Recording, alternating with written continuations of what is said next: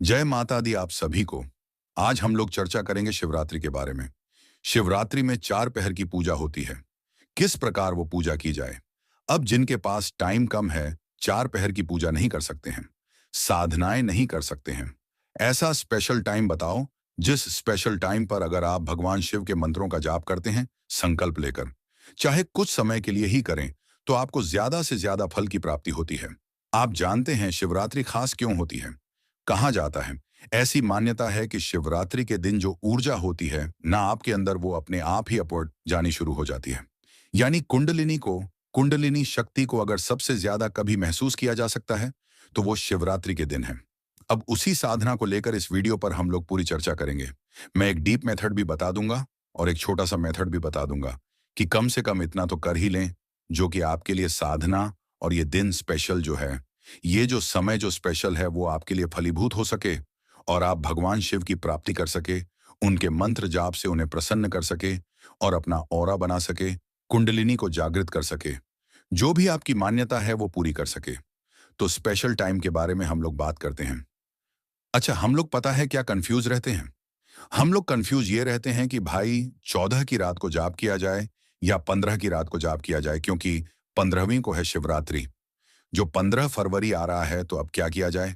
देखो, जो चतुर्थी तिथि होती है ना, चतुर्दशी, यानी मतलब एक्स्ट्रा एनर्जी प्राप्त होती है और कुंडलिनी ऊर्जा को सबसे ज्यादा महसूस किया जा सकता है इस स्पेशल टाइम पर। जो 4 पहर की उपासना नहीं कर सकता, वो इस समय पर अगर आसन पर बैठकर शिव जी को गुरु मान लेकर ओम नमः शिवाय का जप करेगा, तो उसको संपूर्ण फल की प्राप्ति होगी। जो उनकी मन की इच्छा है, वो भगवान पूरी करते हैं।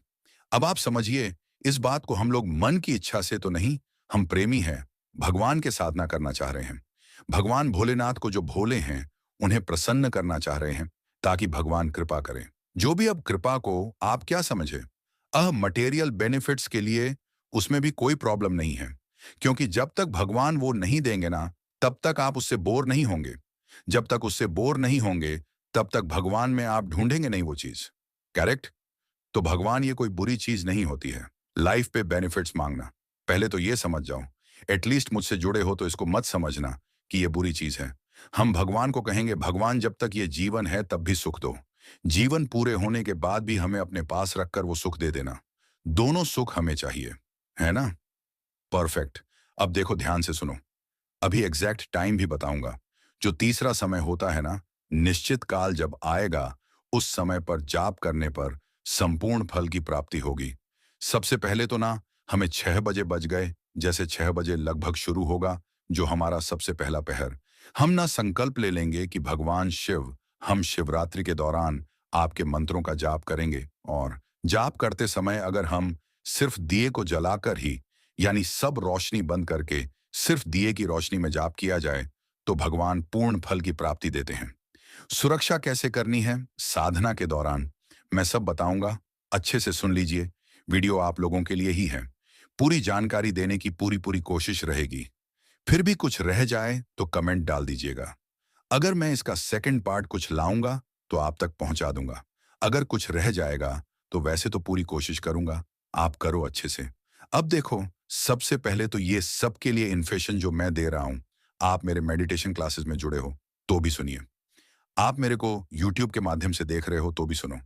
दोनों के लिए ही है। बाकी इस मेडिटेशन क्लासेस में अलग से तो मैं चीजें बताऊंगा ही, क्योंकि आप मेरे साथ रह के करोगे। लेकिन ये इनेशन सबके लिए होगी। सबसे पहले तो आपको संकल्प लेना जरूरी होता है। और अगर आप कह रहे हैं कि भैया ओम नमः शिवाय का मैं जाप ऐसे कैसे कर लूं, तो आप भगवान शिव को गुरु मानकर कर सकते हैं। ये सबसे स्पेशल टाइम है जब भगवान शिव को आप गुरु मानिए, कि भगवान शिव आप आदि गुरु हैं, आदि योगी है ना? आदि मतलब फर्स्ट गुरु है, फर्स्ट योगी है। तो भगवान शिव आप गुरु बनिए। सीधे हाथ में जल लेकर जल लेंगे। हम लोग साउथ को और वेस्ट को वॉइड करके ईस्ट और नॉर्थ की तरफ फेस करते हुए हम लोग आसन पर बैठकर सीधे हाथ में जल लेंगे। दिया जलाएंगे, भगवान शिव के समक्ष बैठेंगे और हाथ में जल लेकर अपना पूरा नाम, गोत्र पता है तो गोत्र बताएंगे। पिता का नाम भूलेंगे, या आप शादीशुदा हैं तो हस्बैंड का नाम बोलेंगे। अगर वाइफ हैं, फीमेल है, तो वैसा पिता का नाम भूलेंगे। आज की तिथि बताएंगे शिव जी। आपके शिवरात्रि पर आज मैं संकल्प ले रहा हूं कि आज से मैं आपको गुरु मानता हूं और ओम नमः शिवाय को मैं गुरु मंत्र मानता हूं। भगवान शिव आप आदि गुरु हैं। सदा मेरा मार्गदर्शन करिए। हर प्रकार के नकारात्मक ऊर्जाओं से, कलयुग के प्रभाव से आप मुझे बचाइए, बाहर निकालिए। माला जाप करूंगा या टोटल 100 माला करूंगा? भगवान आपके पूरे चारों पहर में टोटल मिलाकर जब जब समय मिलेगा बैठकर जाप करूंगा। चारों पहर नहीं कर सकते भैया। क्या करें? तीसरा पहर सबसे अच्छा। तीसरा पहर कब होने वाला है हमारा? 12 बजे से 3 बजे के बीच में। इसमें एक और स्पेशल टाइम आता है। अगर ये 3 घंटे का जाप ना भी हो तो निश्चित काल का तीसरे पहर में आएगा। मैं वो बता देता हूं। पहले मैं चारों पहर बता रहा हूं। 6 बजे से 9 बजे का जो पहला पहर है, इसका सटीक टाइमिंग हर सिटी का अलग होगा। आप चेक कर सकते हैं। अदरवाइज मैं आपको बता देता हूं। इसी बीच में आता है। ठीक है? इस बीच में बैठ के कर लोगे तो कोई दिक्कत नहीं है। अगर अपने सिटी का नहीं पता है तो अदरवाइज मैं बता रहा हूं, मूल रूप से 6:18 से लेकर 9:24 तक ये सुबह का नहीं है। मैं फिर कह रहा हूं, शाम के समय की बात हो रही है। पीएम है। ठीक है? पीएम। अगला दूसरा पहर 9:24 से लेकर 12:30 तक ये रात्रि हो गई। ठीक है? अब जो तीसरा पहर है वो 12:30 से लेकर 12:30 से लेकर 3:36 तक है। तीसरा पहर। तीसरे पहर में सबसे स्पेशल टाइम आएगा निशीत काल, जो कि है 12:54 यानी लगभग 1 बजे बज गए रात के से लेकर 142 रात्रि के समय की बात हो रही है। ये सबसे स्पेशल टाइम है निशीत काल का, जो तीसरे पहर में आया है। चौथा पहर। तो कोई आपको डीमोटिवेशन या डीमोटिवेट नहीं होना है। कोई आपको डीमोटिवेशन नहीं देगा। कोई डीमोटिवेट नहीं करेगा।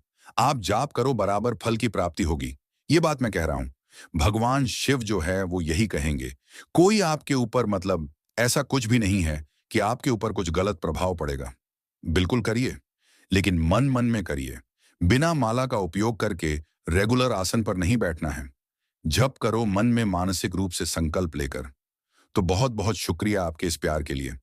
आप सभी को जय माता दी। जय श्री राम। हर हर महादेव। जय माता दी।